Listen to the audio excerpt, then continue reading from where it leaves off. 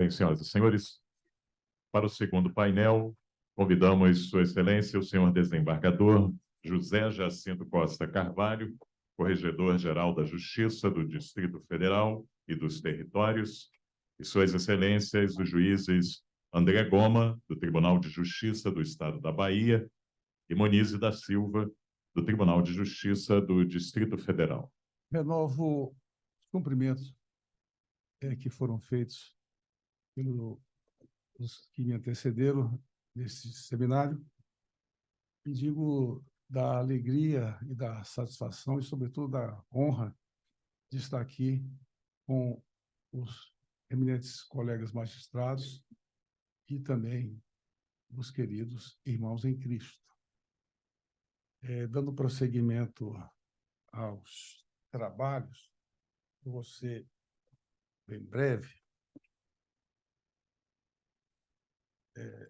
Também quero dizer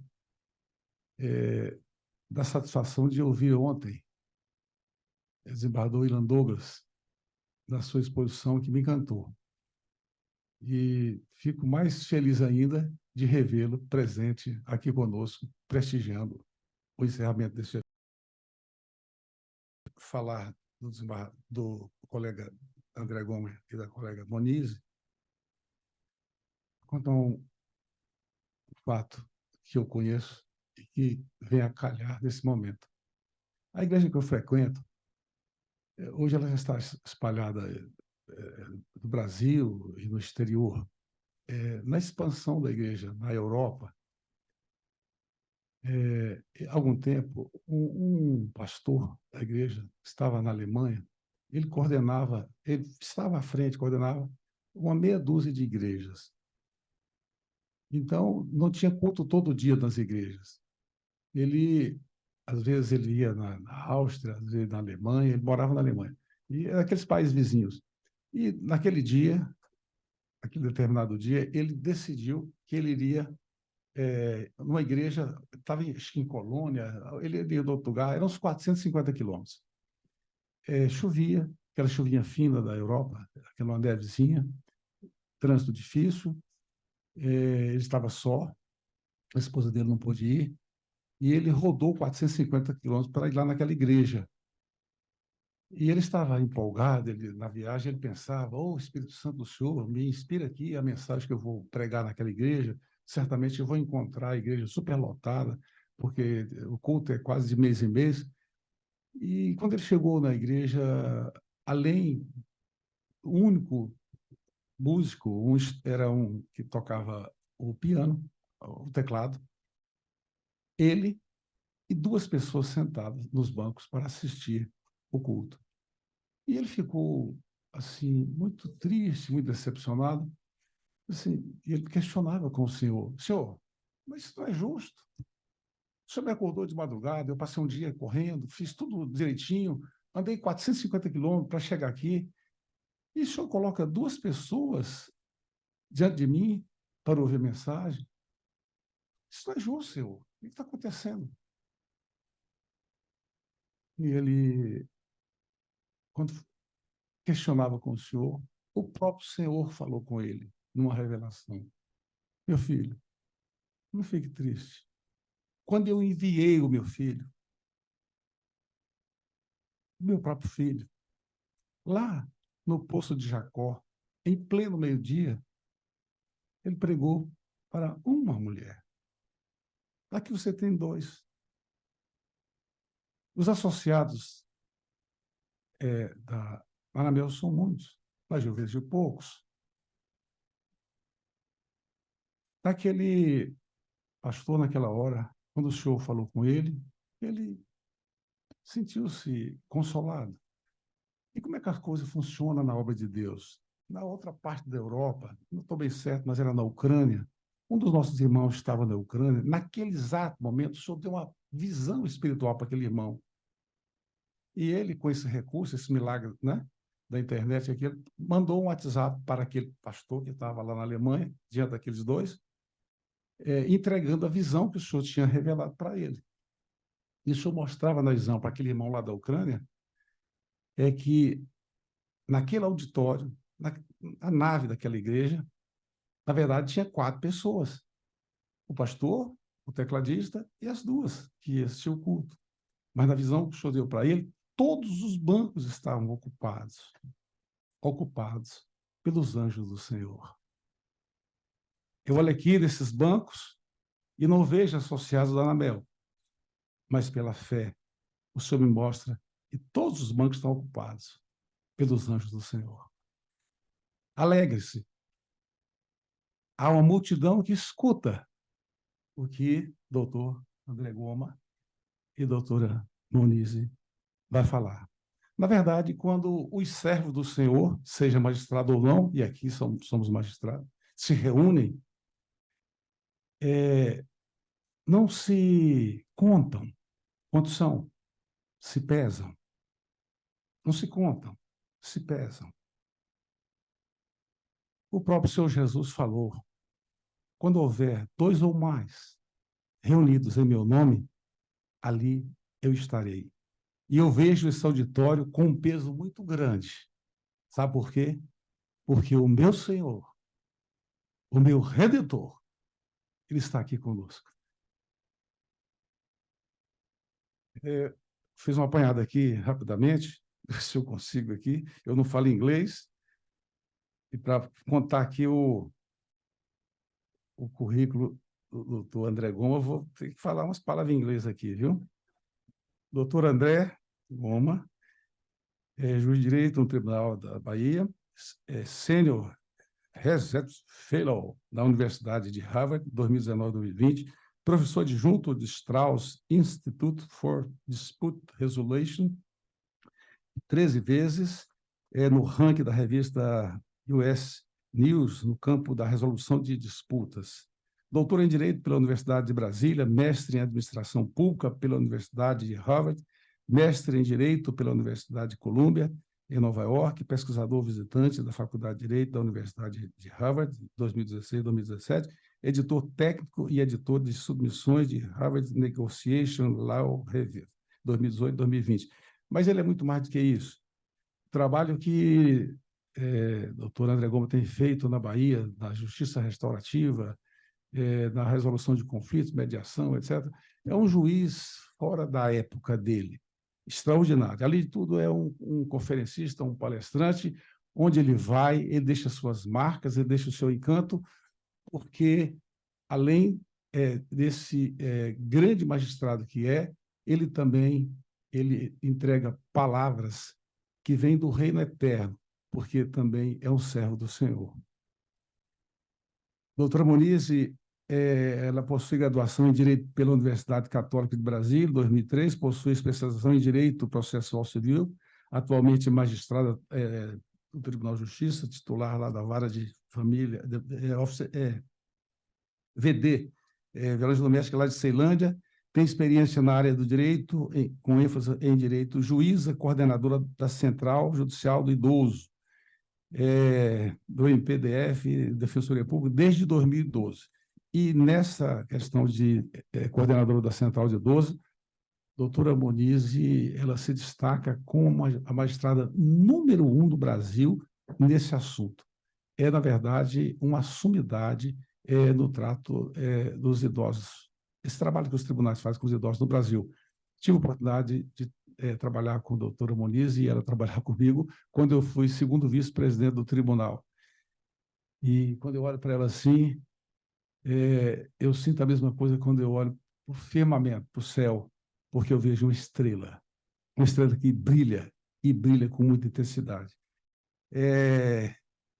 Atualmente, ela é mestranda em gerontologia pela Universidade Católica de Brasília.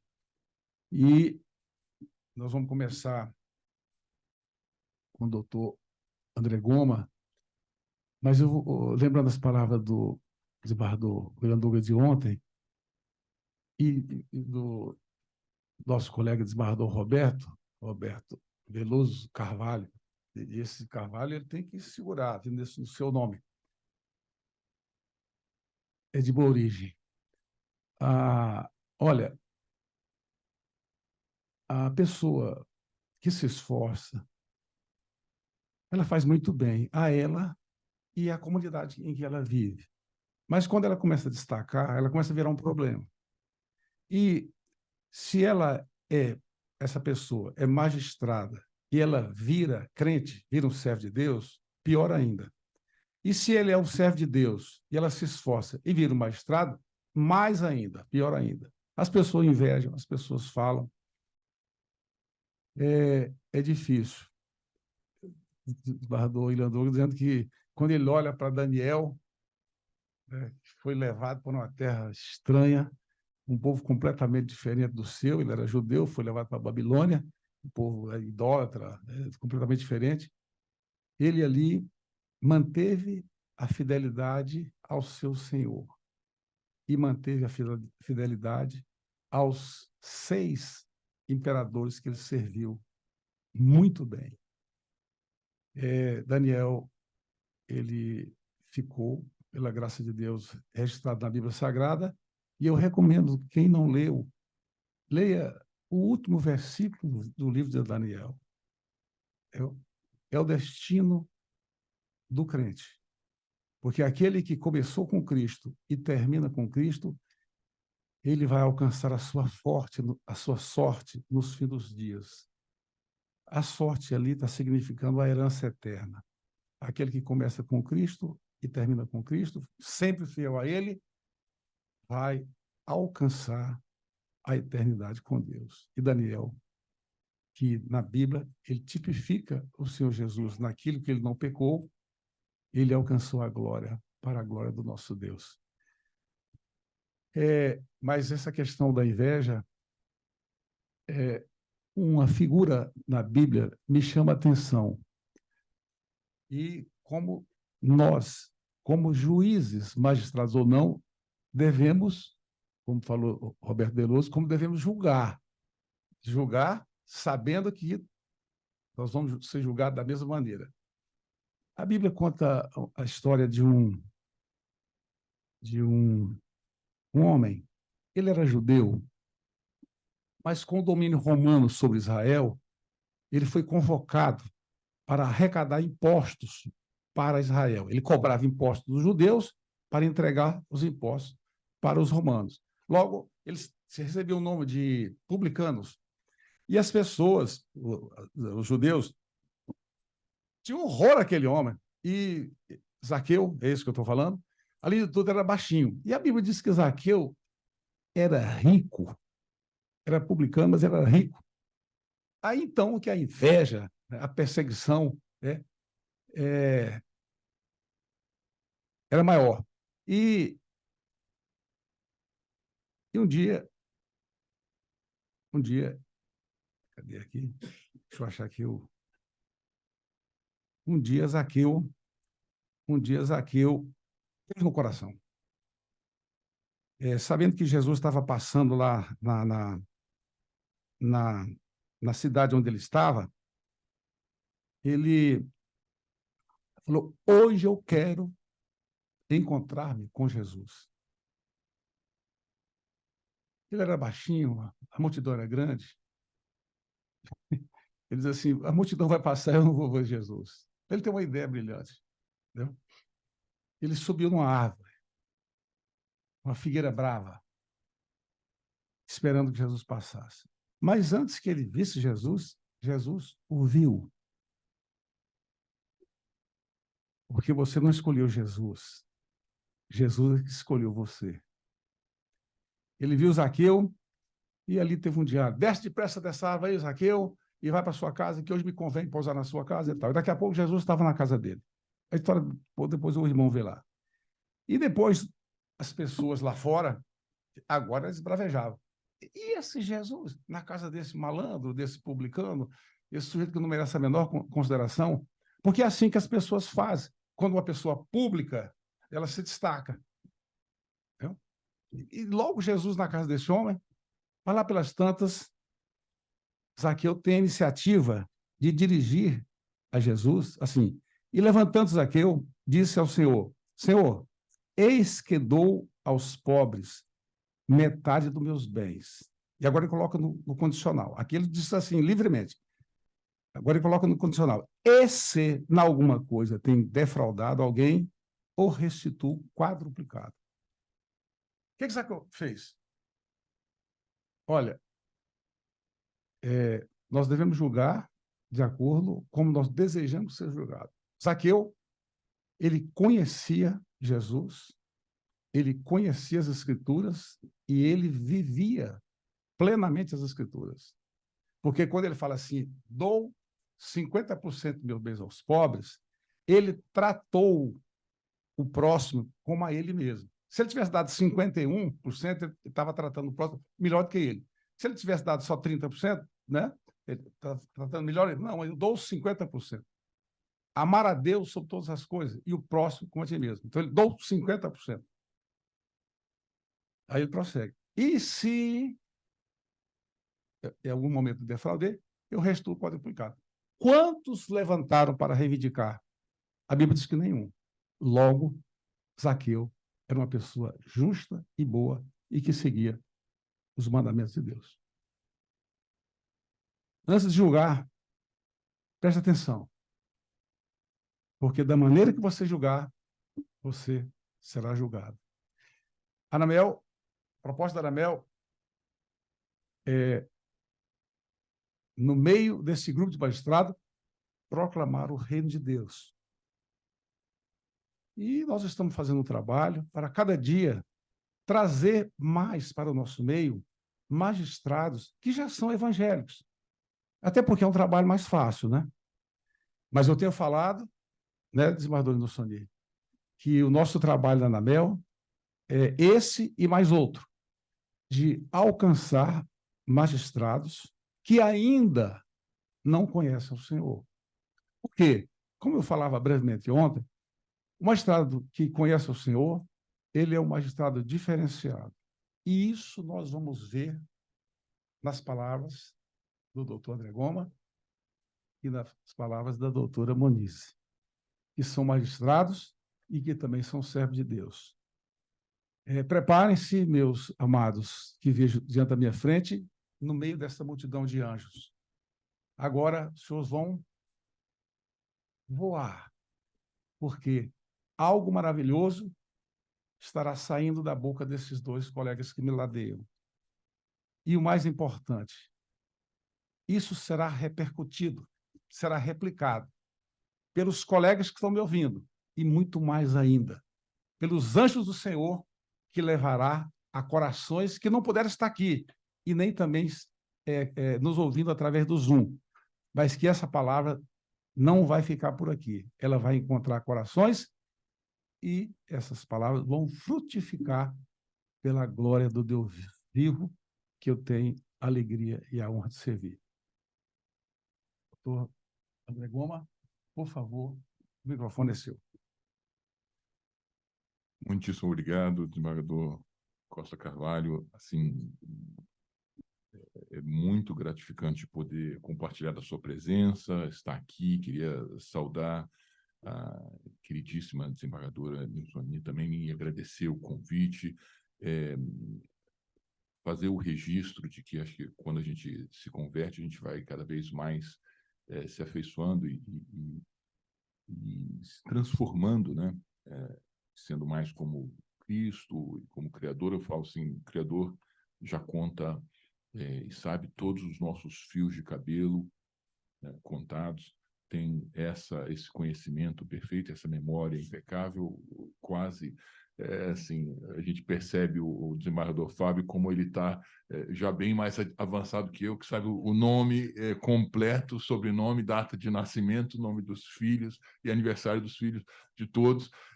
Eu vou me permitir cumprimentar todos na presença da desembargadora Nilsoni, só fazendo um registro da imensa gratidão de estar nessa mesa, compartilhar a mesa também com a queridíssima doutora Monize, que é uma pessoa por quem eu tenho imensa admiração, né? E se me permitem também fazer já a entrada por esse último ponto muito generoso da apresentação do desembargador Costa Carvalho, em Gênesis 1:3, disse Deus, haja luz, né? E eu sempre me pergunto, ele disse para quem?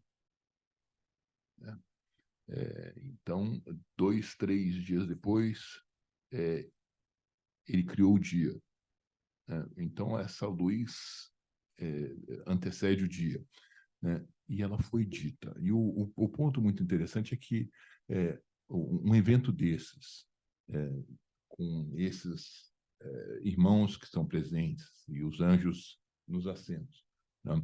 Ele tem a sua importância pelo dizer. Tá? E a ideia aqui é que Deus criou o mundo com palavras. E as nossas palavras criam mundos, né? Então, eu gosto muito de fazer uma referência a uma pesquisa norte-americana que mostra que 75% dos presidiários ouviram de um dos pais: meu filho, se você não mudar, vai acabar no presídio. Vejam como pais amorosos criaram mundos, muitas vezes, pela forma com que foi dito, né? O ponto claro que assim, o desenvolvimento de competências comunicativas e saber virar para um filho, eu mesmo errei muito com o meu, né, de virar e falar: meu filho, olha, todo mundo erra, eu vejo em você um homem de 30 anos de idade, excelente marido, um servo fiel de Deus, né? Um excelente empregado ou patrão, né? Vai estar casado com uma mulher incrível, muito amiga sua, né? Agora, para chegar até lá, a gente vai ter que caminhar alguns degraus, né? E o degrau de hoje é esse, né? Então, essa é uma forma de fazer, né? A outra é, se você não mudar, você vai para o presídio, né? Então, a ideia de que nós construímos mundos com palavras, eu acho fundamental. Vejam como está logo no começo da palavra de Deus, né? Já no terceiro versículo da Bíblia, né? E é tão próximo de quem nós somos como operadores do direito, né? Não só como pelos que os administrativistas chamam de agentes políticos, aqueles que direcionam, né, o papel do Estado, mas realmente nesse trabalho de pensar e repensar a mudança do sistema, né? Então, agora a gente começa já com um pequeno delay meu de introdução, né? A ideia aqui é tentar entender um pouco o nosso problema de enxugar gelo, tá? E tá na... eu precisava que você colocasse no Adobe, na versão exibir tela cheia. Pode ser? Porque aqui eu não consigo passar. Oh, fez. Ótimo. Muito obrigado. Então, e aí uma pergunta: por que a gente demora tanto para aprender, né? E o exemplo disso que eu gosto muito de dar é o divórcio com culpa. Na década de 70, se imaginou que seria importante ter o divórcio, mas já que vai ter o divórcio, tem que dizer quem foi o culpado. Por décadas, nosso sistema de justiça dizia quem estava errado. E acabava com famílias. Destruía famílias porque era muitas vezes numa audiência de muita animosidade, um apontando o dedo para o outro, e acabava a audiência e ficava aquele amargor profundo de que ela falou isso na frente do juiz, ou ele falou aquilo na frente do juiz, e era muito constrangedor, né? E a ideia aqui é também tentarmos entendermos um pouco por que a gente tem um problema profundo de portas giratórias no sistema de justiça. Quer dizer o quê? A gente muitas vezes tem usuários que entram e voltam imediatamente depois de sair do prédio, sem nem ter saído da porta giratória. O exemplo que a gente dá isso é a empresa em juizado especial, que apesar de ser condenada em dano moral, não muda a prática. Eu recentemente também estou numa vara de violência doméstica, peguei um caso de um senhor que estava se divorciando pela terceira vez. O primeiro divórcio foi causado por violência doméstica, a segunda esposa faleceu por feminicídio praticado por ele, né? E aí, no terceiro divórcio, também por violência doméstica, e eu olhei assim, olhei aquela senhora e falei assim: pô, como é que essa senhora se casou com esse cara que está em liberdade respondendo por feminicídio? Aí eu falei assim: não, mas o que mais tinha que me impressionar não é ela ter tomado essa decisão, é nós não termos identificado que ele precisava ter aprendido alguma coisa no sistema de justiça e não aprendeu, né? Então, se depender de um sistema que não educa, esse vai ser o terceiro divórcio, né? Existe E depois vai ter um quarto, e depois vai ter um quinto. Por quê? Porque sempre tem gente que quer se casar, e as pessoas tendem, muitas vezes, a acreditar que a pessoa mudou e assim por diante. Também, né? Então, o detalhe aqui é assim, a gente tem um problema de porta giratória, né? E um dos problemas principais que a gente tem é que a gente começa a entender que o papel do sistema de justiça é dizer o direito e é dar a cada um o que lhe é devido, tá? E é um modelo, adorei a fala o nosso modelo patriarcal não é bíblico, ele é romano, ele é greco-romano, né? Então, não vamos confundir uma coisa com a outra, tá? O fato da igreja cristã ter expandido por intermédio daquele império é uma coisa, tá? Mas, a partir desse momento, nosso modelo de justiça também. Dar a cada um o que lhe é devido é um modelo de justiça greco-romano, tá? Porque se a gente for pensar um pouquinho o que é o modelo de justiça bíblico, a justiça em Cristo é dar a cada um o que não lhe é devido, e é pela graça. Tá? Então, a ideia aqui, quando a gente começa a pensar em termos de conceitos, né, é que a justiça é um valor, como a beleza é um valor. Né? Eu sempre dou esse exemplo. Então, se alguém me perguntar quem é a mulher mais bonita do mundo, eu vou dizer, olha, em primeiro lugar, minha esposa, tá? E em segundo lugar, e terceiro, e quarto, as minhas filhas. Né? Assim, bem de perto e provavelmente empatadas. Né? Então, o ponto é, a justiça, a decisão minha vai sempre ser justa aos meus olhos. Né? E o problema é que a gente tem que começar a considerar que os nossos usuários também têm olhos. E eles veem uma decisão como justa, principalmente quando eles sentem que eles aprenderam alguma coisa. E falam, mas isso aqui está tão distante do que vai ser ou do que é o sistema de justiça. Não. No ano de 2015, o Conselho Nacional de Justiça, eu fico muito feliz de ter podido participar desse projeto, né, lançou as chamadas oficinas de parentalidade. O que eram essas oficinas de parentalidade? Basicamente, se pegavam divórcios litigiosos, apresentavam aqueles divorciandos uma aula expositiva mesmo, de 4 horas, sobre boas práticas comunicativas. Leia-se como transformar um bate-boca num bate-papo. Boas práticas de regulação emocional, boas práticas de competências perceptivas, né? Quer dizer, ver que o conflito não se vence, se resolve, e é pelo conflito que a gente amadurece os nossos relacionamentos, e assim por diante. Então, e ao final dessas oficinas de parentalidade, 90% dos divórcios litigiosos se transformavam em consensuais. E as pessoas saíram dali com a sensação de que viveram justiça. Tá? Então, a partir desse momento, a gente começa a perceber que talvez uma das grandes dificuldades que nós tenhamos é que nós estamos sendo arrastados por uma série de valores que não são nossos. Essa visão de justiça, de dar a cada um o que lhe é devido, se forem me dar o que me é devido, eu estou frito. Né? Eu agradeço a Deus pela graça e eu recebo essa graça, ok? E a ideia aqui é exatamente começarmos a pensar diferente. Como eu fiz aquela introdução, e eu quero ser muito respeitoso, porque eu quero muito ouvir a doutora Moniz, eu vou pular alguns slides aqui e seguir para comentar o seguinte, olha, hoje nós precisamos realmente pensar que o sistema precisa evoluir e ele não pode evoluir a cada 50 anos, como no caso do divórcio com culpa. A gente precisa aprender a evoluir mais rápido. Tá? E como é que a gente sabe que capacidade evolutiva precisa ser enfocada? Para onde eu cresço? Tá? A primeira pergunta é: qual o valor público? O que significa esse valor público? Para que estamos aqui? Tá? É o valor com o qual determinada instituição contribui com a sociedade. O exemplo que se dá em escola é uma biblioteca. Para que serve a biblioteca? A biblioteca serve para emprestar livros. Ok, mas tem muita gente que acha que a biblioteca serve mais do que isso. A biblioteca serve para fazer com que as pessoas se apaixonem pelo conhecimento. Tá? E, claro, o paralelo é perfeito. Para que serve um poder judiciário? É para distribuir sentença. Mas é muito mais do que isso. É para fazer com que as pessoas se encantem com formas construtivas de resolver disputas.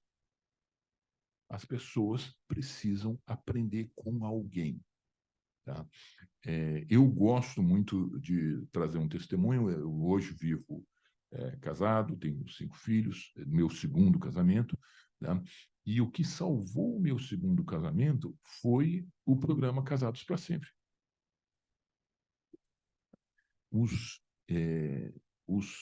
As competências de resolução de disputas, né, de uma pessoa que já tinha feito mestrado fora, dava aula sobre isso, eu não tinha. Né? Então, eu aprendi a ser marido com outra pessoa, com a minha esposa principalmente, mas com esse programa Casados para Sempre. E o detalhe muito interessante é o seguinte: eu tive acesso a isso, graças a Deus, e a uma série de membros de um projeto muito relevante. Mas aquele rapaz que está se divorciando pela 3ª vez nunca teve. Dar a ele o que lhe é devido eventualmente, uma medida protetiva, o divórcio e assim por diante, e dar a ele o que não lhe é devido. Seria o quê? Né? Então, assim, os nossos desafios, e principalmente a identificação de que, olha, pegar aqui, né, já indo para o último terço da apresentação, hoje pensando em especificamente uma vara de violência doméstica. Né? E a minha em Camaçari, que é uma região industrial ao norte de Salvador, tem muitas praias muito bonitas e um polo industrial pujante, tem empresa de agora carro elétrico e tudo isso. Né? 80% dos meus usuários são evangélicos. 80% dos meus usuários são evangélicos. Então, isso significa o quê? Tem muita igreja que não está identificando corretamente qual é o papel do homem e qual é o papel da mulher no casamento, e nós, operadores do direito, e nós, Anamel, tá? Precisamos nos aproximar das igrejas para dizer, vamos trabalhar junto. Tá? Porque, francamente, eu gostaria de ver que 20% dos nossos usuários fossem evangélicos, e preferencialmente aqueles que não estão muito vigorosos na prática. Né? Então, a gente tem que crescer. Né? E o ponto é que nós precisamos ser a luz para isso. Né? É a ideia de começarmos a pensar o sistema de uma outra forma, pensar a nossa participação de uma outra maneira. Tá? O que nós fizemos? Já chegando às conclusões. Eu tomei a liberdade de colocar esse QR Code aí. Ele é uma apresentação da vara. Tá? Que é o quê? O usuário vai para a vara. E eu preciso dizer para ele o seguinte: você não é meu inimigo. Do desembargador Roberto Veloso. Excelente. Tá? Papel de direito penal não é punir. Não existe o direito penal do inimigo. O grande erro que nós, sistema, fizemos na Lava Jato foi não entendermos que era um momento muito precioso para o Brasil mudar a cultura. Tá? Como foi na África do Sul com o apartheid. Mandela vem, assume a presidência e diz: eu posso virar e punir aqueles brancos racistas, ou eu posso virar e criar um modelo de verdade e reconciliação e dizer: a partir daqui nós somos um outro país. Tá? E simplesmente pegar e objetivamente estabelecer novos valores para o sistema e começar a conduzir o resto do grupo para isso. Curiosamente, no nosso modelo, a gente não conseguiu ter essa visão e tentamos punir. E, naturalmente, a gente não tinha uma cultura de punição como Noruega ou como Estados Unidos. O sistema simplesmente respondeu com uma série de absoluções. E hoje nós estamos num modelo em que praticamente não existe política anticorrupção no Brasil, e, claro, existe corrupção.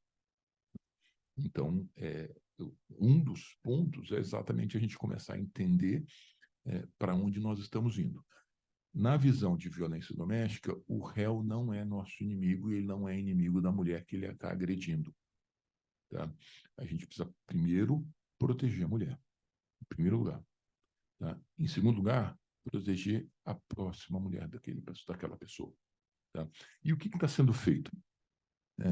Basicamente, de uma forma bastante simples, a gente está pegando os valores de práticas de resolução de disputas do Casado para Sempre, do outro livro, que é O Desafio de Amar, de 2 pastores norte-americanos, tá? Tirando o endereçamento bíblico, porque isso eu não posso fazer. Então, eu posso, numa audiência, virar para uma das partes e dizer, olha, tem um ditado muito interessante que fala, a gente planta chorando para colher sorrindo.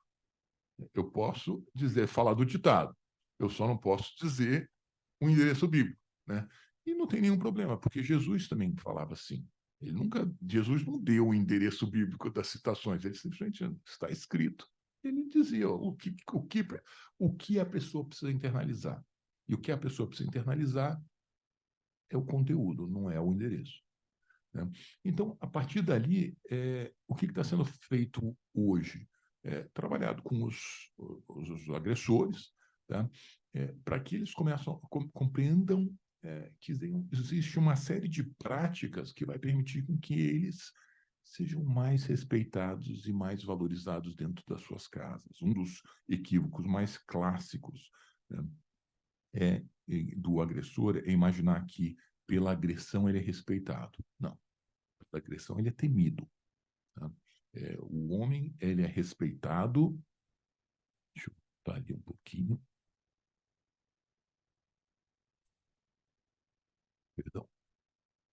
O homem ele é respeitado pelos serviços que ele presta.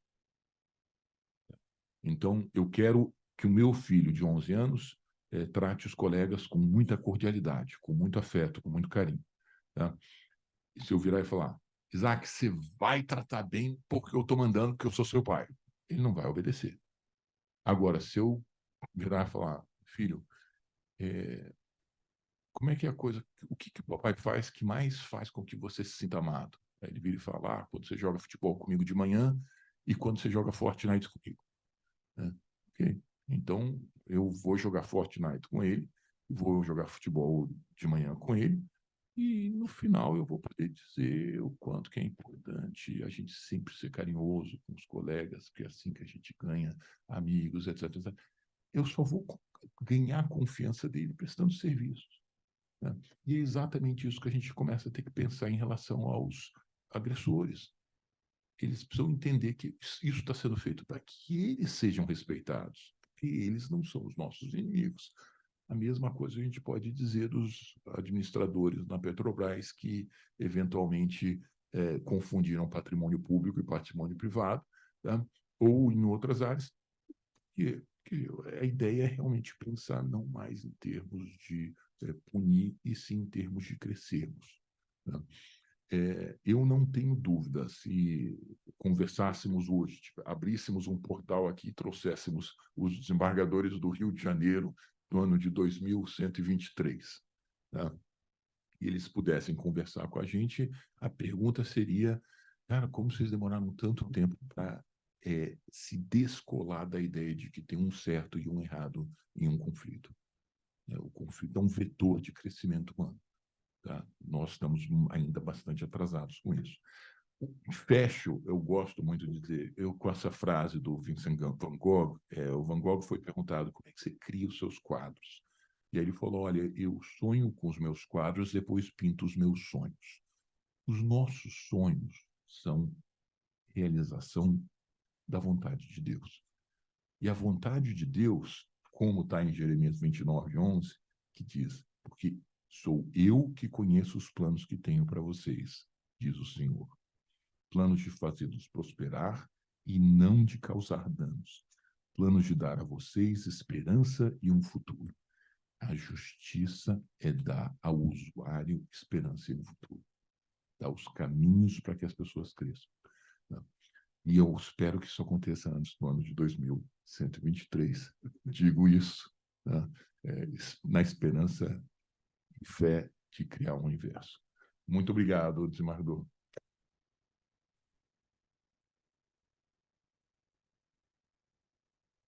Julgar, alguém já falou, né, que julgar é uma arte. Na verdade, é o seguinte, o doutor André Gomes explicou isso muito bem, né? Ensinando no ofício de julgar é que nós aprendemos, né, a lidar com as situações. Isso ficou muito evidenciado na sua muito profunda exposição. Quer dizer, para o doutor André, é que nós sonhamos com a participação dele aqui, né? E esse sonho se tornou realidade. Van Gogh ele sonhava com os quadros, depois ele pintava. E hoje a sua belíssima explanação foi uma pintura que eu tenho certeza que vai servir para todos aqueles que acabaram de ouvir. Obrigado, doutor. Agradeço de coração. E agora, sem mais delongas, já fiz a apresentação inicialmente da doutora Moniz, e agora ela terá esta oportunidade de fazer com que nós continuemos sonhando. Obrigada. Quero agradecer a oportunidade de estar aqui, agradeço a desembargadora Nilsoni por esse convite, honroso convite, e quero dizer que eu me sinto assim duplamente honrada em dividir essa mesa com o meu chefe, com o meu corregedor. Falei, eu só posso ir lá na sexta-feira que o corregedor vai estar lá.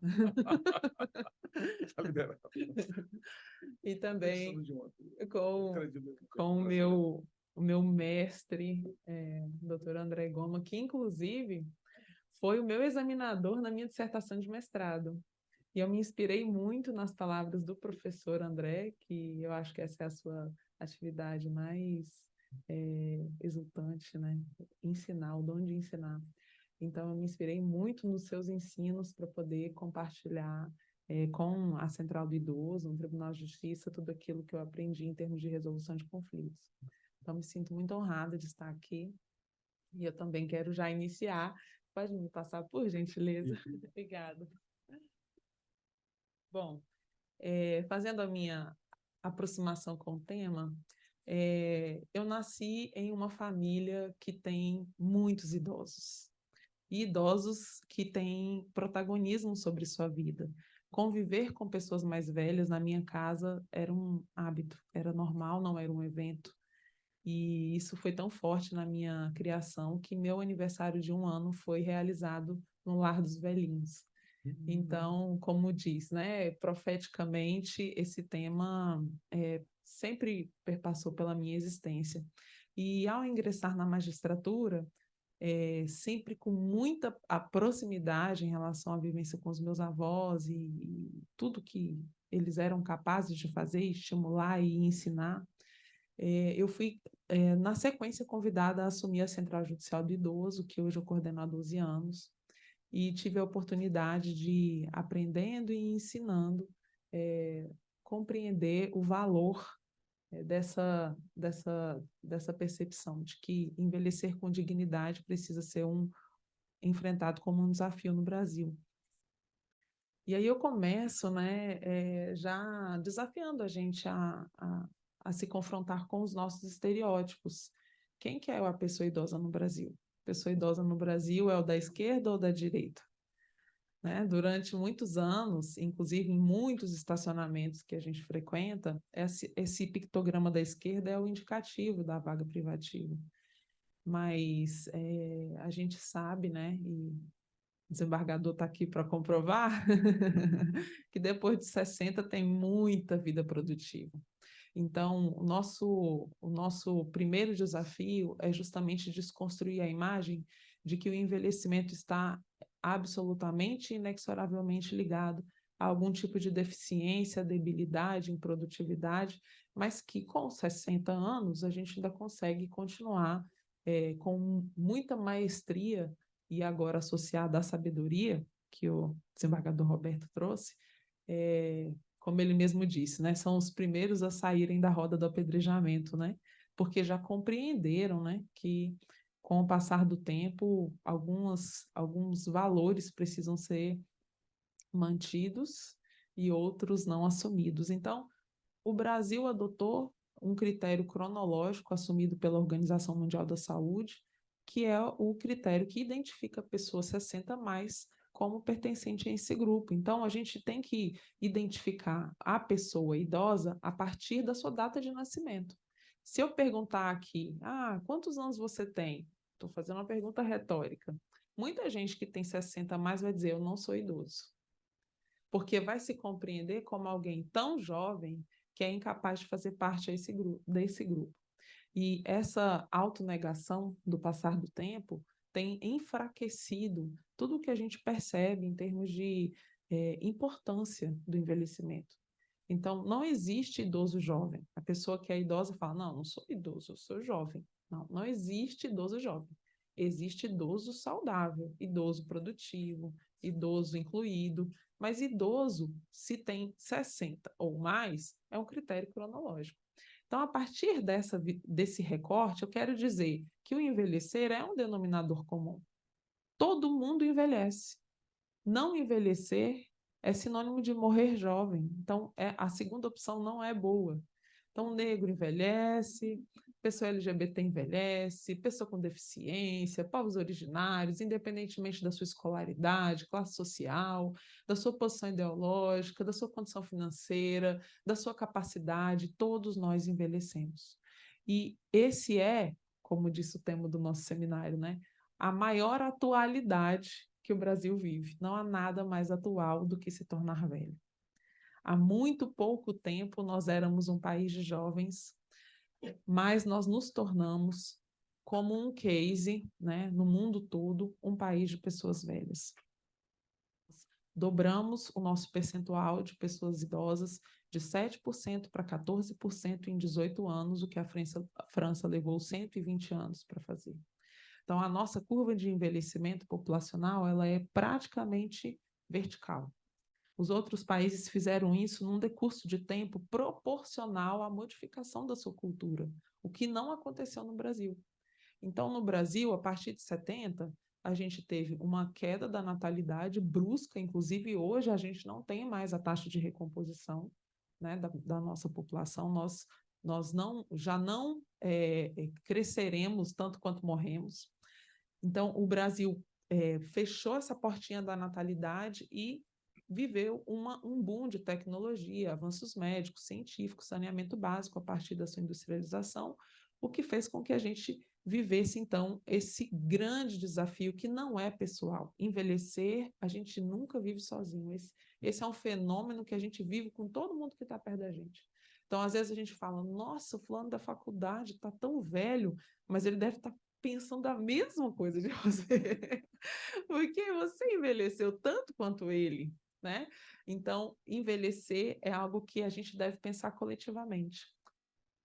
Essas são as projeções para a nossa segunda dobra. Novamente, o Brasil em pé, né? Verticalmente, saindo de 14% para 28%, num ritmo aceleradíssimo. Gente, isso aí muda tudo. Achar que a gente só vai envelhecer e ok, a gente vai ficar velho, principalmente para os atores do sistema de justiça, é um engano. A gente já tem visto, em termos de políticas públicas, que o não preparo para essa demanda social criou os impasses que a gente vive na Previdência. Hoje a gente tem uma questão de saúde pujante por causa dessa circunstância social, e no judiciário não vai ser diferente. Porque, olha só, a gente não tem mais pirâmide. A gente já tem um barril. E isso não é assim para daqui a alguns anos. Isso é para agora. Olha só, de 2010 a 2022, esse censo foi divulgado mês passado. De 2010 a 2022, a gente teve uma redução drástica do número de nascimentos. Olha só, lá na base, em 2010, a gente tinha uma curva maior. Mas quando a gente vai lá para o topo, a gente tem um acréscimo das populações 90 mais. Vocês estão vendo? Então, o que a gente está vivendo agora, o Japão já viveu, o Reino Unido já viveu, e isso é tão drástico socialmente que esses dois países já criaram um ministério destinado a cuidar de pessoas idosas solitárias, Ministério da Solidão. ministério executivo, igual é do lado da economia, igual é do Ministério da Educação, eles têm um ministério destinado a cuidar de pessoas mais velhas que estão sozinhas. Eu nasci em 1980. Quando eu nasci, a gente tinha aí uma proporção de 40 crianças para 6 idosos. Olha como é que está hoje, em 2022. Quase empatado. Essa estrutura muda a razão de dependência que nós temos visto hoje nas famílias. Hoje a gente tem uma geração chamada geração sanduíche, que inclusive foi tema do Enem, que é a geração de mulheres na casa dos 40, que estão cuidando de filhos pequenos, porque deixaram para engravidar tarde, mas já estão sendo responsáveis pelo cuidado dos pais que já estão velhos. Essas pessoas que estão no mercado de trabalho estão vivendo o dilema de se sentirem pressionadas por duas dinâmicas de cuidado. Gente, isso aqui muda tudo e vai chegar na nossa porta. Nós estamos preparados para essas novas demandas? Em 1970, quando a gente diminuiu a nossa taxa de natalidade, a gente tinha muitas demandas relacionadas ao processo de industrialização, à questão da implementação do mercado de trabalho. Recentemente, a gente teve um boom de revisionais de contrato. Na época da dolarização, a gente teve aquela questão das revisões de contrato também. Então, isso é um momento social. No nosso momento social hoje, e eu posso falar isso assim de uma posição privilegiada, porque coordenei e continuo à frente de um grupo de trabalho no Conselho Nacional de Justiça para a implementação da resolução número 520 de 2023, que está implementando em todos os tribunais do país capacitação nessa área. Faço menção, inclusive, professor, à oficina de parentalidade, porque aos moldes da oficina da parentalidade, como o senhor mesmo me avaliou, a gente criou a oficina da parentalidade prateada, que a gente busca trazer mecanismos de solução autocompositiva para questões relativas ao envelhecimento. Então, olha o que a gente tem hoje. Questões relacionadas à autonomia da vontade, cada vez mais questionamentos de diretivas antecipadas, regime de bens de casamentos tardios. Então, tem gente que tem 70, mas sabe muito bem qual é o regime de bem que quer casar. Eu não posso presumir que essa pessoa que tem hoje legitimidade para ser um legislador esteja inábil para gerir a própria vida. Então, a gente está tendo algumas dinâmicas de sociais que vão nos levar a algumas reflexões relacionadas às decisões judiciais. Paternidade tardia, gente, cada vez mais evidente. Pais aos 60, aos 70, mães mais velhas também. Então, sei não, hein? Senti uma cutucada, não sei de nada, desembargador, estou chegando agora. Aí, tá vendo? Então, nós temos tido, e algumas dessas circunstâncias relacionadas a questões de família, nos levam a outros questionamentos bioéticos, que vão envolver ali questões de distanásia, ortotanásia, tratamentos experimentais. Como coordenadora da Central, recebo muitos questionamentos de hospitais do Distrito Federal, no seguinte sentido: doutora, tem uma idosa aqui que chegou, ela tem diabetes, ela tem um pé que já está bastante inflamado e a gente vai precisar amputar, porque senão vai ter uma infecção generalizada. E ela disse que não vai amputar o pé. O que eu faço? Eu sou médico, eu sei que eu preciso fazer essa intervenção, mas ela não aceita. Eu pergunto, tá lúcida? Tá, respeita a vontade dela. Mas olha só, nós não estamos tão maduros para isso. Porque o médico tem medo, ele precisa me escutar para tomar essa decisão. Né? Então, assim, essas questões estão chegando todos os dias no tribunal. Os filhos estão com o pai internado em coma, não tem como substituir a vontade precisa substituir a vontade daquele pai numa questão de saúde. Um quer fazer hemodiálise e o outro não quer. Vai ganhar aí 3, 4 dias de internação, mas um não quer morrer com aquela dor de falar assim, não tentei até o fim, e o outro quer, deixa papai descansar. Quem que vai decidir essa questão? A gente. Estamos preparados para lidar com essa situação? É isso que tem aumentado nos tribunais. Alimentos inversos e abandono afetivo inverso. Antigamente, a gente pegava pouco disso, agora está cada vez mais evidente. Abrigamentos em instituições de longa permanência, alta social, população idosa em situação de rua. Só cresce por quê? Porque se a população idosa ela aumenta e ela acaba se expandindo para todas as circunstâncias sociais. Então, eu tenho um incremento do mercado de trabalho 50+, o incremento, por exemplo, a UNB essa semana abriu um processo seletivo somente para vestibular 60+. Então, a gente tem um grupo grande de pessoas 60+, que estão fazendo uso lá da sua capacidade de continuar aprendendo no teor da universidade, no contexto de universidade. Isso também traz para nós outras questões sociais. Estão tirando vaga? Não estão tirando vaga? Né? Porque daqui a pouco essas pessoas vão terminar seus estudos, vão entrar no mercado de trabalho, vão continuar consumindo. Então, são muitas questões. Então, também estão aumentando a quantidade de pessoas idosas em situação de rua. No Distrito Federal, nós não temos instituições de longa permanência pública, nós temos 5 conveniadas, 5 filantrópicas privadas que recebem uma verba governamental para o acolhimento de pessoas em situação de vulnerabilidade que precisam ser internadas. Ontem tinha 150 idosos nessa fila. O crivo para esse abrigamento é altíssimo, a pessoa ela não tem que ter rede alguma para ela ser elegível para esse abrigamento. E mesmo sendo, ela precisa esperar 150 idosos morrerem para chegar, porque quando você faz um abrigamento, esse idoso não sai mais.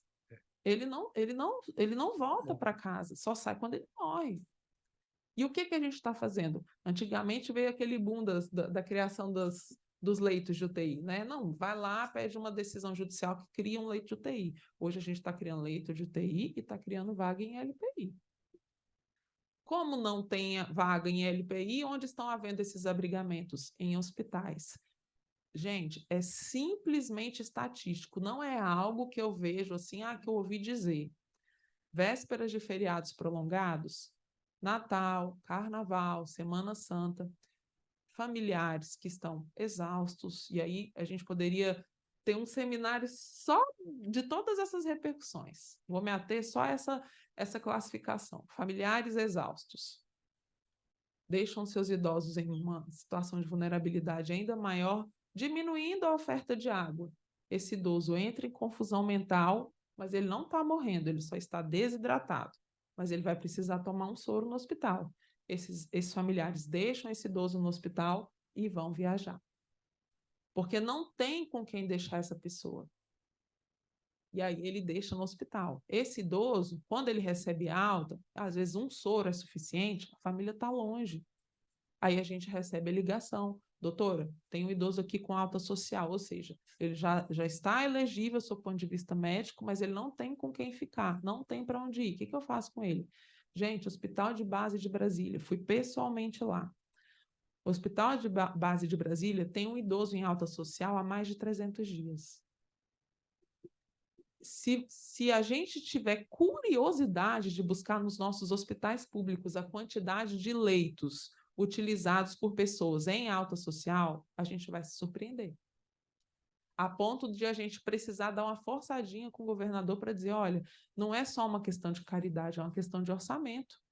É muito caro você manter uma pessoa idosa aqui utilizando um leito de hospital se você não resolver abrir mais ILPIs. Então, olha, isso aqui também está caindo nas nossas mãos. Planos de saúde, home care, tratamentos a longo prazo, violência doméstica contra a pessoa idosa, e aí eu quero trazer um tema específico sobre isso, proventos, BPC, pensões, ações trabalhistas, tanto do mercado de trabalho 60+, quanto de cuidadores, que a gente não tem uma ocupação definida, mas aí a gente pega o jardineiro, que é uma pessoa que conheceu o papai a vida toda, mas agora ele vai trocar fralda, agora ele vai mexer com dreno, agora ele vai mexer com sonda, a gente pega uma secretária do lar para poder nos ajudar como cuidadores.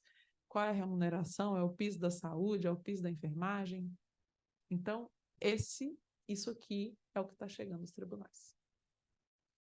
E é por isso que a Resolução 520 traz uma recomendação de preparação, de capacitação, de implementação de estudos, políticas voltadas ao envelhecimento. Porque se a gente não se preparar para isso, a gente vai continuar repetindo as injustiças que a vida trouxe, em alguma circunstância, né, para essas pessoas que estão nos procurando. Então, só para a gente finalizar essa reflexão sob o ponto de vista jurídico, quando eu nasci, o país era o tempo do futuro, o país era o país jovem, a gente tinha uma forte proteção de criança e adolescente, a gente tinha o Estatuto da Criança e do Adolescente, que é proteção integral, a gente tem a Lei dos Alimentos Gravídicos, que protege assim, a mulher a ponto dela simplesmente fazer uma imputação de paternidade para que esse pai ou os supostos pais, 2, 3, se responsabilizem pelo pagamento dos alimentos para essa criança. A vida civil corre como um todo, mas quando chega no Estatuto da Pessoa Idosa, ele ainda está acanhado. Por quê? Porque lá a lei fala que a obrigação alimentar, sob o ponto de vista da pessoa idosa, é solidária, mas os filhos não estão sendo condenados ao pagamento desses alimentos. Sabe o que eles alegam? Doutor, ele não foi um bom pai. Ele abandonou, ele bateu na minha mãe, ele deixou a nossa família, ele criou outra família, mas a lei não trouxe requisito para o pai para que ele se responsabilizasse pelo seu filho até os 18. O pai não pode dizer assim, ele não é um bom filho. Ele não é um filho obediente. Então, como que a gente vai ponderar? O que é ser um bom pai? Qual é o meu nível de responsabilidade? Eu não consigo obrigá-lo a amar, mas ele é obrigado a cuidar. 229 da Constituição é muito claro nesse dever de cuidado. Então, levando em consideração esses marcos políticos do envelhecimento ativo, é um marco político publicado pela ONU em 2004, na perspectiva de saúde, participação, segurança e aprendizagem ao longo da vida, as decisões judiciais precisam levar em consideração. A pessoa idosa, isso aqui é base para a elaboração de políticas públicas e também para as nossas decisões judiciais. Saúde não é ausência de doença, segundo a OMS. Saúde é conviver com suas limitações, eventualmente crônicas, para um máximo de dignidade de vida. Participação não é você falar assim, olha, eu gosto muito de você, tá, papai? Que esse é um grande problema do envelhecimento e do etarismo, que é o preconceito em razão da idade. Ele tem cara de cuidado, às vezes. Não precisa se preocupar, deixa o cartão comigo que eu cuido de tudo. Não precisa de ir ao banco, não precisa de se preocupar com mais nada, eu sei o que é melhor para você, você não precisa mais sair, você não precisa mais ter amigos, a gente te supre. Depois que mamãe morreu, você não precisa mais de ninguém. Namorada? Jamais! Quantas famílias se aproximam da central para questionar a autonomia da pessoa idosa? Papai ficou louco. Papai tá louco. O que aconteceu? Mamãe morreu e ele arrumou a namorada. Aí a gente sempre pergunta, é muito dolorido, eu não queria estar nessa situação, mas eu sempre pergunto, quem que morreu mesmo? A mamãe ou o papai? Se foi só a mamãe, ele ainda pode continuar namorando. Porque agora, se ele está lúcido, a vida é dele, o dinheiro é dele, ele vai escolher quem vai fazer companhia nas viagens dele. E a gente escuta assim, não, mas a gente dá tudo o que ele precisa, ele não precisa de ter uma companheira. A gente vai lá, o senhor vai lá? Vou. Quando que o senhor vai lá? Domingo, depois do almoço. A gente vai lá, almoça. Quantas horas da sua semana o senhor fica com ele? 2 horas. Mas eu ligo.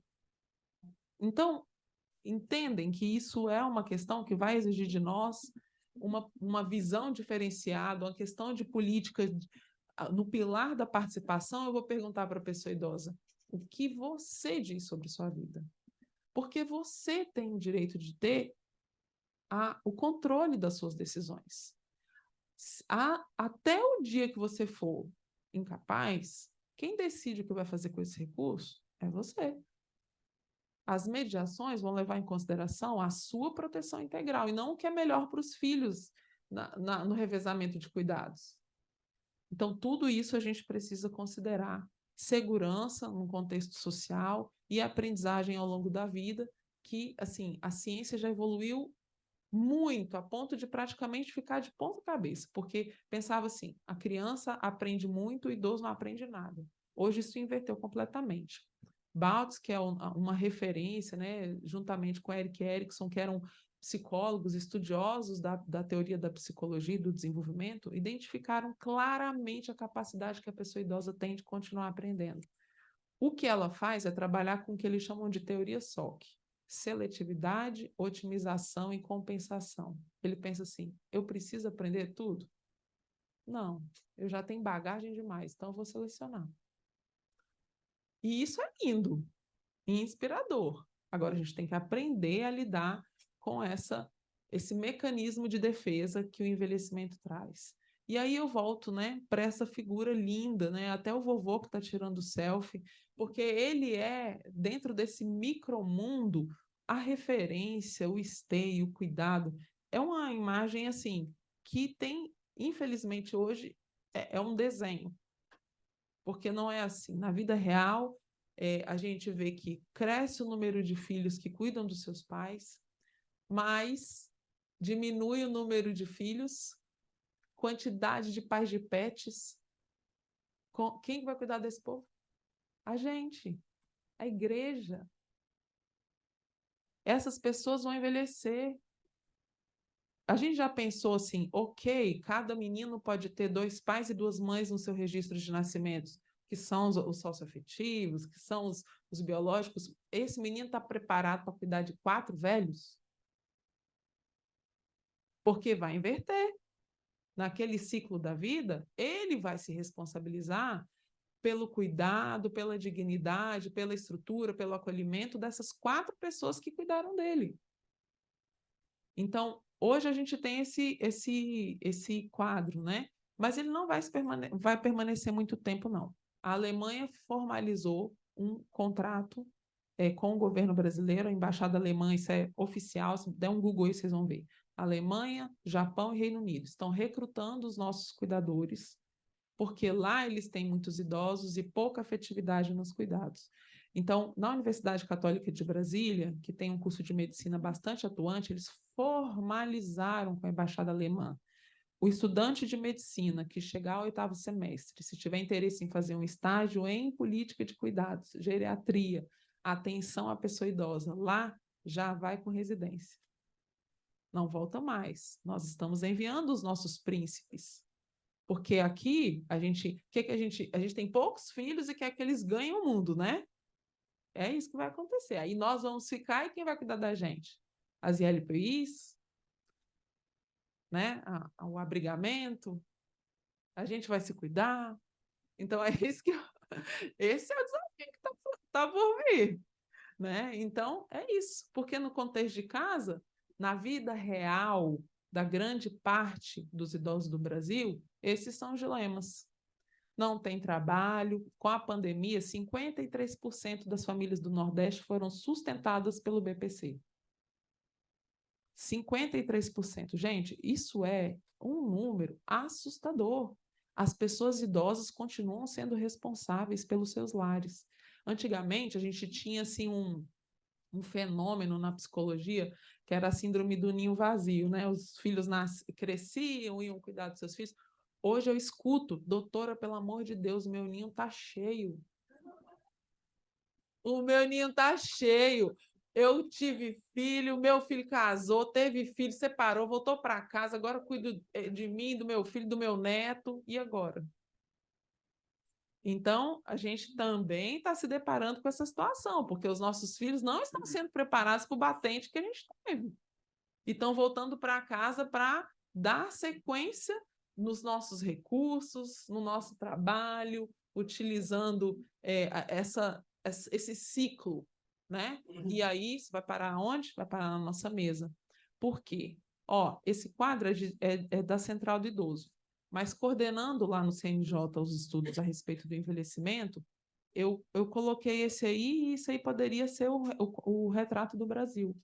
60% da violência ela começa com a psicológica, aliás, 31% da violência inicia pela psicológica, passa claramente pelos demais.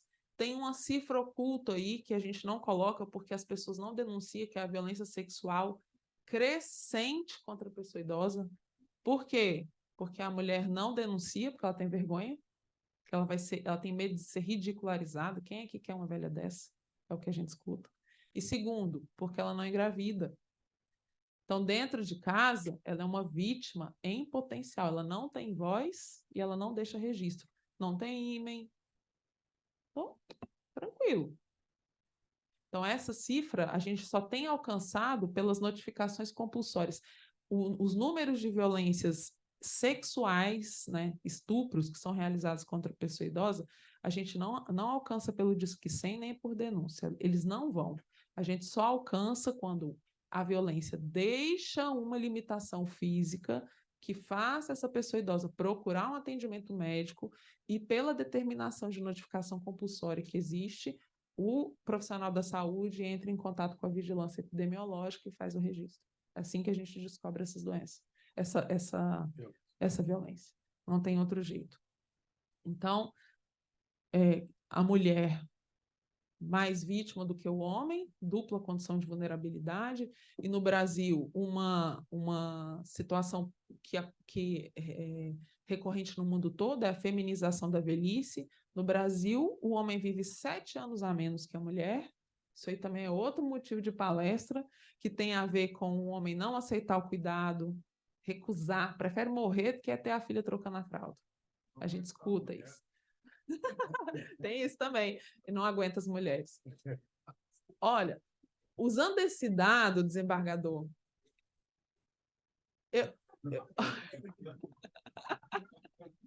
usando esse dado, desembargador, sabe o que eu tenho recomendado nas minhas palestras em universidades, que a gente, né, assim, tem falado para muitos jovens, assim, eu falo, gente, mulheres, olhem para homens mais jovens, para diminuir o tempo da viuvez. A minha filha tem 10, provavelmente o marido dela ainda nem nasceu. Porque se a gente for pensar nessas estatísticas, as mulheres ficam viúvas por muito mais tempo. Elas lidam melhor, elas são mais resilientes com a questão do cuidado. Um dia vai para a casa de um filho, um dia para a casa do outro, ficam quietinhas, aceitam isso, os homens não aceitam, e elas têm uma prática de prevenção a doenças mais eficientes. Então, fica a dica aí, gente. E quem maltrata esses idosos, gente? 66% os filhos. Não é o cuidador contratado. São os filhos, são os netos. Essas pessoas maltratam seus velhos. Então, isso é caso de justiça. Isso é caso de justiça. E isso aí é a repercussão que a gente tem quando a gente vive num país preconceituoso em relação à velhice. Quantas vezes eu escuto assim, doutora, esse foi um caso, inclusive, recente, que assim, o desfecho foi tão... A comunicação foi tão simbólica que eu vou me permitir compartilhar rapidamente. Doutora, meu pai morreu. Não. Doutora, meu marido morreu. Morava numa casa, boa condição financeira. Meu filho falou, mamãe, como você não pode ficar sozinha, eu vou mudar para sua casa e vou cuidar da senhora. Ótimo. Então, beleza, casa cheia, alegria, vida. Foi marido, mulher e filhos. A mulher já se apossou da cozinha, já foi deixando um jeitinho dela, já foi arrumando as coisas, a idosa já foi ficando quietinha. Aí ele falou, mamãe, você não precisa mais de ficar nesse quarto. É um quarto grande, tem um banheiro. A gente ocupa esse quarto, você vai para aquele outro quarto, dorme numa cama de solteiro, não precisa dessa cama grande, fica nessa cama de solteiro. A gente vai dar toda a assistência. Os meninos começaram a tomar conta da casa, música alta, barulho, controle da televisão, a idosa foi ficando cada vez mais caladinha, mais amuadinha, mas ela mantinha a casa. Por quê? Porque houve uma troca, ela paga tudo e eles fazem companhia. Foi um contrato verbal, ela cuida de tudo, ela mantém todos e eles fazem companhia. Quando eles acharam que ela estava ficando muito, assim, muito cansada daquela confusão toda, eles resolveram criar um quartinho para ela, lá no fundo do lote, para dar mais privacidade para ela poder escutar o que ela quisesse, assistir uma televisão do jeito que ela quisesse. Foi ela mudar para o quartinho, mas ter o direito à mesa reservado, porque, afinal de contas, eles iriam se encontrar nos horários de refeição. Eles compraram um grande cachorro e soltaram no quintal. A denúncia chegou e falou, doutora, tem um cachorro solto e uma velha presa. Gente, isso é de chocar. Doutora, tem um cachorro solto e uma velha presa. E aí, quando a gente vai escutar essa mulher, a gente vai ver que tem muita coisa atrás, né, dessa situação. E aí, esses são os dados. Rio de Janeiro, sempre campeão de violência contra a pessoa idosa. E Distrito Federal, segundo lugar nacional por 3 anos consecutivos. Então, Rio foi em 2020, 21, 22, DF, isso. Tem muita subnotificação, esses números são números absolutos, quando a gente são números relativos, em números absolutos existem outras proporções, mas 2 estados que concentram uma grande quantidade de pessoas idosas e que têm falado sobre essa questão. Então, o Distrito Federal, com a Central, a gente tem incentivado, tem abordado escolas, conversado com profissionais de saúde, porque a gente sabe que tem outros estados que não estão notificando, né? Existe uma cifra oculta, né? Olha aí o aumento da longevidade. O único grupo que aumentou o número de denúncias, 90 mais. 90 mais. E era incrível, porque falava assim, nas nossas estatísticas, o grupo que é maior vítima de violência é 60, 69. Gente, não é. É porque esses são os únicos que ainda dão conta de vir aqui no fórum falar. 60, 69. Quando as denúncias eram todas presenciais, antes da pandemia, a gente não recebia denúncia por telefone nem por e-mail. O nosso grupo maior era 60, 69 de vítimas. Quando a gente expandiu, começou a alcançar outros setores, e agora outras faixas etárias. 90 mais, ou seja, já começaram a sair do casulo, né? Aumento das denúncias anônimas também, né? Disque 100, que é sempre uma referência, que é denúncia anônima. E aqui já encerrando, vara de violência doméstica. Mulher, vítima de violência, ok, todo esforço, também estou lá, e eu quero até compartilhar, viu, professor, aquele QR Code que eu vou levar lá também, as práticas, se o senhor me permitir, é claro, eu dou os créditos. Chega lá para a gente isso aqui, que está aumentando cada dia que passa, cada vez mais. Mães vítimas de violência dos seus filhos. Gente, quando a gente aplica a Lei Maria da Penha, a gente tem um pensamento de rompimento de relação tóxica. A gente pensa assim, mulher, vai viver sua vida, se empodera, rompe esse relacionamento abusivo, esse cara não te merece, cuide de você, e a gente pensa em uma relação conjugal que vai ser rompida e ela vai renascer. Quando a gente aplica a Lei Maria da Penha para uma mãe vítima de violência do seu filho, essa relação, ela não se rompe. Ela não vai procurar medida protetiva, porque ela quer o afastamento do agressor. Ela vai pedir socorro. Ela vai falar assim, pelo amor de Deus, essa idosa falou, crio o meu neto sozinho desde que ele nasceu. Hoje ele mexe com droga, eu tenho 70 anos, ele vende tudo dentro de casa, eu compro as coisas com muita dificuldade. Ele ainda não me agrediu fisicamente, mas eu tenho medo. Por favor, faça alguma coisa, eu preciso de ajuda, eu queria a internação dele. Então, olha, chegou na justiça criminal, mas o CREAS falhou, o psicossocial falhou, a assistência falhou. Aí chegou para a gente vai dar uma sentença condenando ele? Vai dar uma ameaça? 3 meses. Resolve? Não. Sabe o que elas falam? Doutora, por favor, eu quero que você dê um susto no meu filho, mas ele é um filho maravilhoso. Olha, eu não posso pôr ele para fora. Pelo amor de Deus, doutora, ele é minha única companhia. Ele é meu único cuidador. Se a senhora tirar ele de dentro de casa, o que vai ser de mim? Eu prefiro morrer. Então, ela escolhe. Ela fala assim, ou eu sou vítima de violência, calada, mas convivo, ou eu tiro o meu agressor de dentro de casa e vou para onde? Para uma ILPI? Vai ser bem cuidada? E aí, quando a gente junta, né, a condição de vulnerabilidade, Maria da Penha, Estatuto da Pessoa Idosa. Em Brasília, eu não sei o que acontece nos outros estados, mas eu acredito que o modelo seja o mesmo. a Casa da Mulher Brasileira não recebe mulher 60 a mais. Por quê? Porque se ela receber, ela não tem condição de dar assistência para a autonomia e dependência dela. Então, a gente tem uma dificuldade de, identificando uma situação de grave, de extrema vulnerabilidade, de fazer esse encaminhamento da mulher 60 mais para a casa da mulher brasileira. Porque se tiver que ministrar uma medicação, se tiver que ter um acompanhamento terapêutico, a casa não tem assistência, aí manda para a ILPI. A ILPI não tem vaga, ela fica em casa com o agressor e está tudo certo. Então, gente, isso é um apelo. Isso é um pedido de socorro. Essa senhora, esse é um vídeo, eu queria compartilhar com vocês esse vídeo. Você pode passar, por favor? Tem um play aí, não sei aonde, mas ele tem um play. Ela está dançando. Eu acho que se você colocou pelo PDF ou pela apresentação? Acho que não copiou.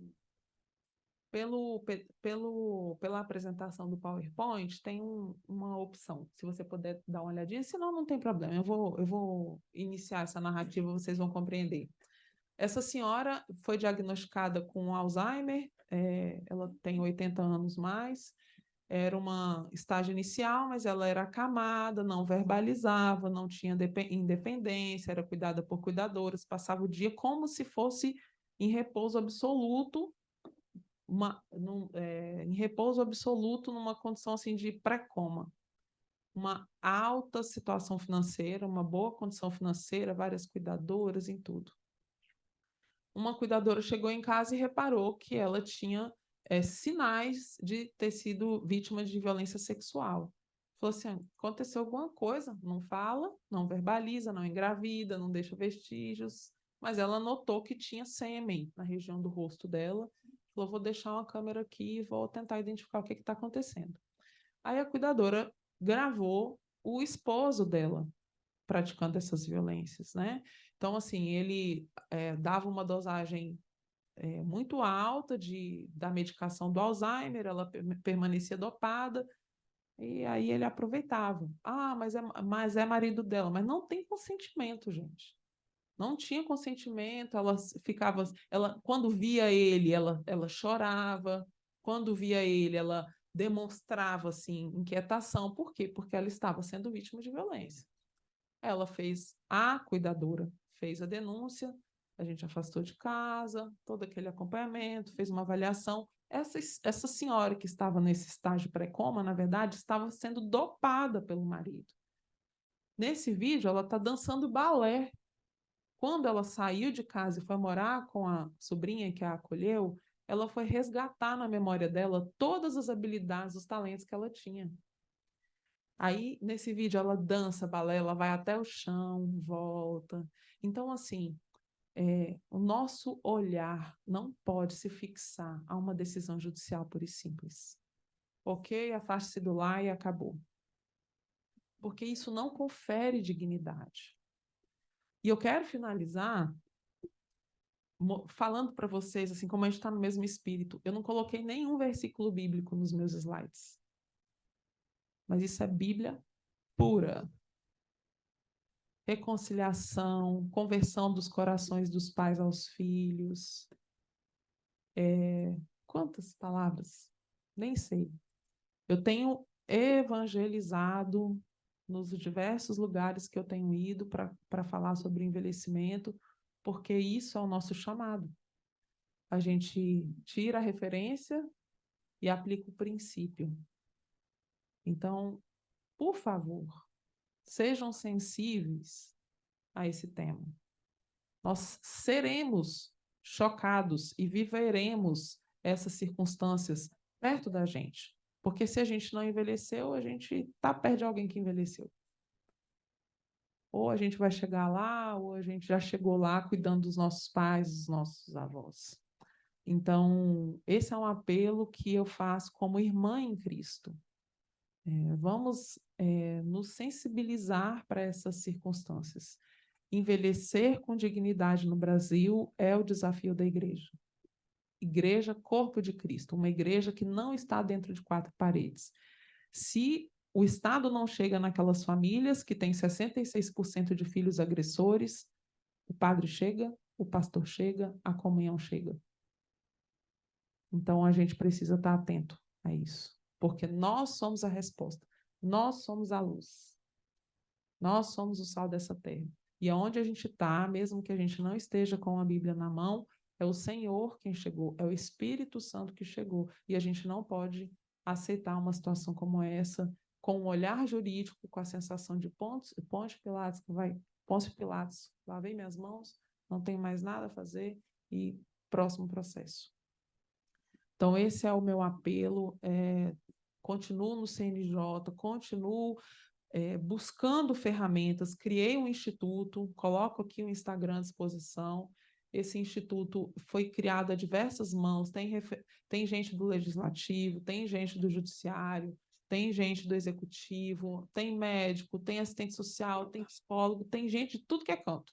A gente vai lançar agora um livro, já está pronto, graças a Deus, para difundir essas reflexões, tem sobre violência, sobre política de cuidados, sobre razão de dependência, sobre questões sobre envelhecimento propriamente dito, porque a gente só vai chegar a algum lugar nessa matéria se for de mãos dadas, é rede, não é judiciário, executivo, legislativo, médico, enfermeiro, plantonista, todo mundo, influenciador, profissional da saúde, profissional da educação, onde alguém fala assim, desembargador, alguém fala assim, você pode ali dar uma palestra para uma pessoa? Eu vou, com o maior prazer, porque eu quero replicar aquilo que o Senhor me ensinou. E se fazer discípulos é isso, você fala para um, essa pessoa fala para um e pronto, não interessa para quantos a gente está falando.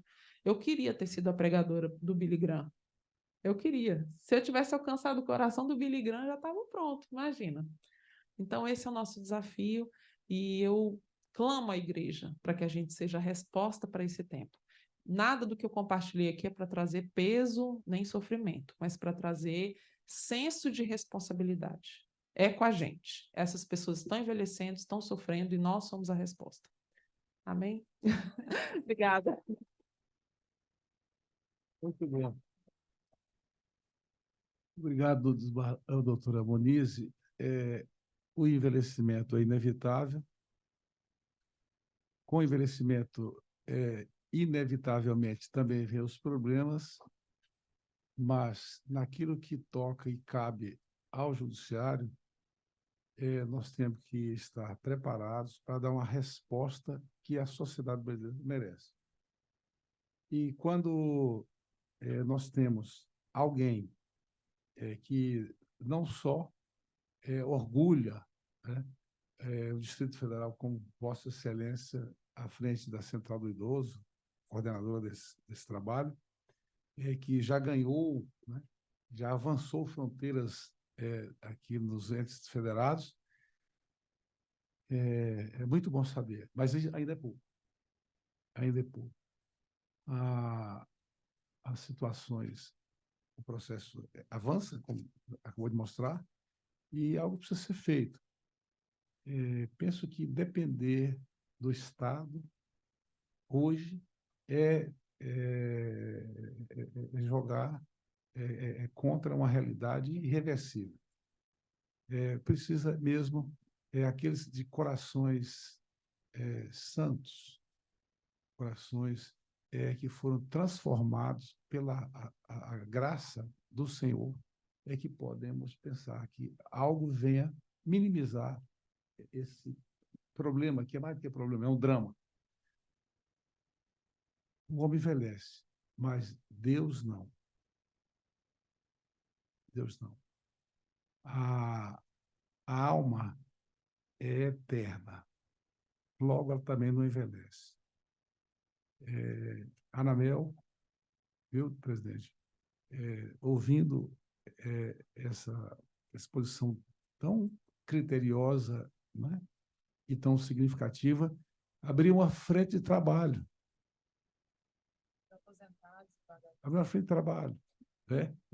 Começando com os nossos magistrados, que também, invariavelmente, vai para a aposentadoria, começa a envelhecer, começa a isolar e começa a passar por tudo isso, mesmo sendo magistrado ou não. A doutora não trouxe um versículo bíblico para encerrar aqui. Não, está escrito aqui, lá em Isaías. Não sei se os senhores notaram, o símbolo da central é uma árvore. Quando a gente foi pensar na criação dessa logo, assim, vieram as sugestões de óculos, de bengala, Não, gente, pelo amor de Deus, põe uma árvore, porque está lá no Salmo 92 que na velhice ainda darão frutos.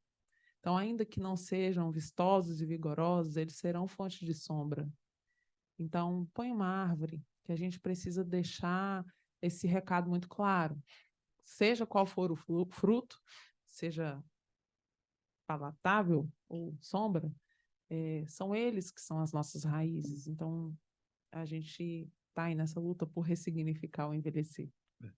Então, Isaías, no capítulo 40, a partir do verso 27, ele fala assim: por que você reclama, ó Jacó? E por que se queixa, ó Israel? O Senhor não se interessa pela minha situação? O meu Deus não considera a minha causa? Será que você não sabe, nunca ouviu falar? O Senhor é o Deus eterno, o Criador de toda a terra. Ele não se cansa, nem fica exausto. Sua sabedoria é insondável. Ele fortalece o cansado e dá grande vigor ao que está sem forças. Até os jovens se cansam e ficam exaustos, e os moços tropeçam e caem. Aqui, os jovens são aqueles iniciantes na fé. É o que nós podemos falar assim, os crentes nominais vão para a igreja, mas nunca conheceu ao Senhor. Mas aqueles que esperam no Senhor renovam suas forças, voam alto como águias, correm e não ficam exaustos, andam e não se cansam.